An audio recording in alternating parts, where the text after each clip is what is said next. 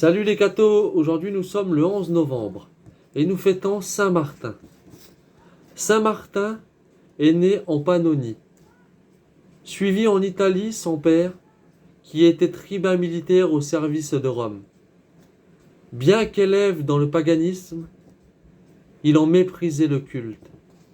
Et comme s'il lui était naturellement chrétien, il ne se plaisait que dans l'assemblée des fidèles, où il se rendait souvent, malgré l'opposition de sa famille.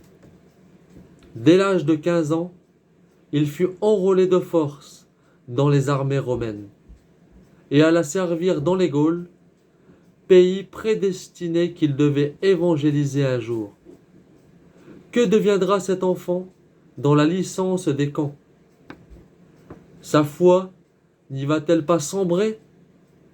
Non, car Dieu veille sur ce vase d'élection. Le fait le plus célèbre de cette époque de sa vie, c'est la rencontre d'un pauvre grelottant de froid, presque nu, par un hiver rigoureux.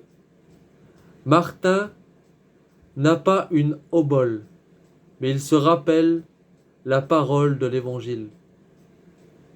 J'étais nu, et vous m'avez couvert. Mon ami, dit-il, je n'ai que mes armes et mes vêtements.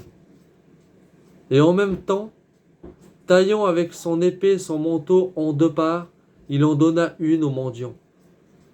La nuit suivante, il vit en songe Jésus-Christ, vêtu de cette moitié de manteau et disant à ses anges, « C'est Martin, encore simple catéchumène, qui m'a ainsi couvert. » Peu de temps après, il recevait le baptême.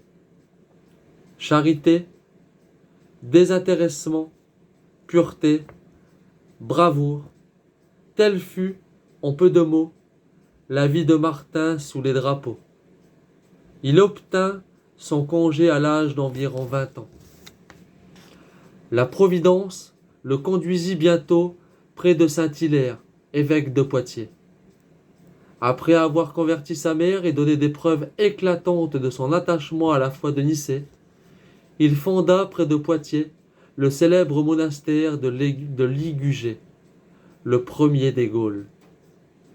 L'éclat de sa sainteté et de ses miracles le fit élever sur le siège de Tours, malgré sa vive résistance. Sa vie ne fut qu'une suite de prodiges et de travaux apostoliques. Sa puissance sur les démons était extraordinaire. Il porta à l'idolâtrie des coups dont elle ne se releva pas.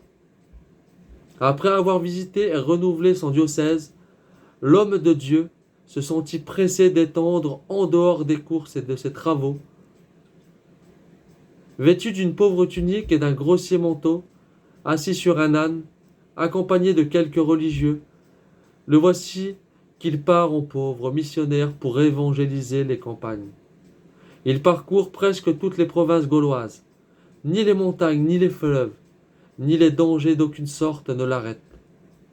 Partout, sa marche est victorieuse, et il mérite par excellence le nom de lumière et d'apôtre des Gaules.